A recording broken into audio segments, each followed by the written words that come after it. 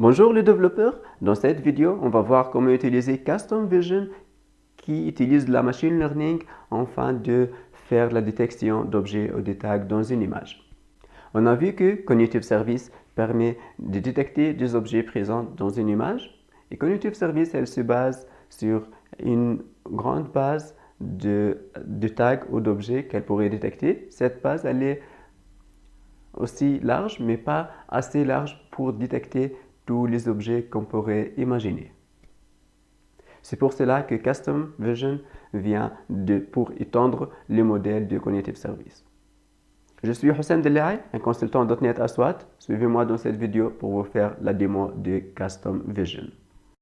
Avec Custom Vision, on va créer un nouveau projet qui va nous permettre de distinguer entre les images de l'Arc de Triomphe et les images de Tour Eiffel. On va l'appeler Paris Monument et après on doit choisir le domaine. Et s'il y a des domaines qui sont marqués avec compact qui peuvent être exportés sur les smartphones. Une fois qu'on a créé le modèle, on va commencer à traîner le modèle. Donc on va uploader des images. Je vais ici choisir des images que j'ai déjà préparées à l'avance. Donc ce sera les images avec le tag Tour Eiffel. Plus d'images sera plus d'efficacité et plus de précision pour la prédiction. Donc on a uploadé les images. Une fois que c'est fait, on va ajouter d'autres images pour l'Arc de Triomphe. Donc j'ai préparé des images pour l'Arc de Triomphe. Je vais les uploader et ajouter le tag Arc de Triomphe.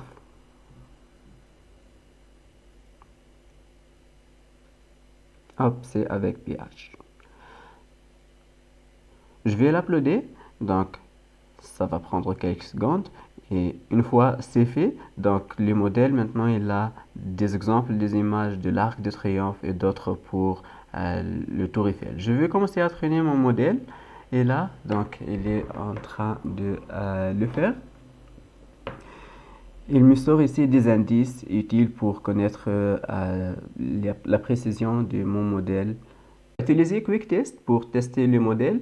Donc ici, je dois fournir une image, soit en URL, soit en image JPG ou PNG ou BMP. J'ai préparé cette image qui n'était pas uploadée avant. Donc là, il a fait la prédiction. Il me dit que c'est l'Arc de Triomphe à 87,3%. C'est l'Arc de Triomphe à 0%. Donc il a bien fait la reconnaissance de cette image. Essayons maintenant pour le Tour Eiffel. Donc j'upload une image pour Tour Eiffel et là elle la connaîtra 99,9%. C'est un taux de précision vraiment excellent.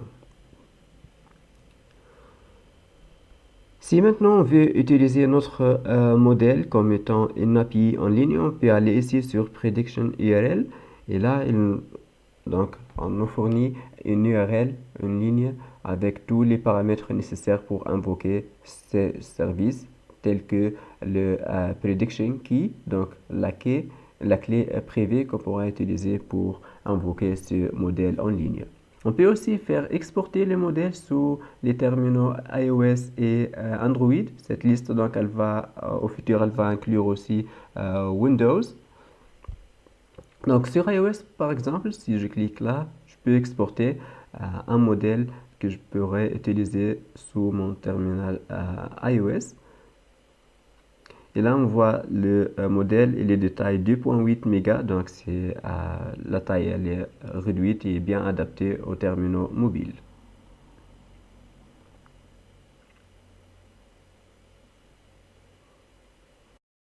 Pour avoir plus d'informations sur comment intégrer ce modèle dans une application mobile, on peut ici aller sur Sample Code, ce qui va nous fournir un exemple de code publié par Microsoft sur GitHub sur comment on peut intégrer ce modèle dans une application iOS ou Android afin d'invoquer les modèles en offline.